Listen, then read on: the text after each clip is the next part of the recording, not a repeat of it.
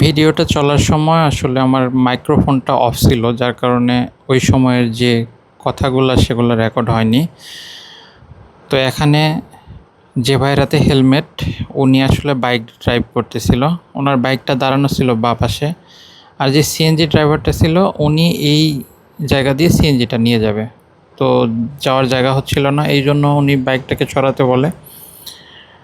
এখন বাইকটা হয়তো বা ভাই সরায় নাই, পরে সিএনজি ড্রাইভার নেমে ও নিজেই গিয়ে মাঠগার্ড ধরে টানাটানি শুরু করছে। তো ওইটাতে তার বাইকের ক্ষতি হয়েছে। তো এই জন্যই মূলত দুইজনের মধ্যে দ্বন্দ্ব লাগছে।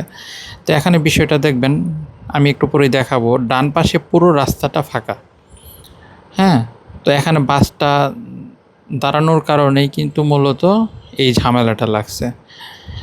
বাইক ড্রাইভার যদিও ওই রিক্সার পিছনে সাইড করেই রাখছে, হয়তোবা উনি উবার চালায় মেবি। ওনার সাথে যতটুকু কথা বলে মনে হয়েছে উনি উবার বা পাঠাও চালায়।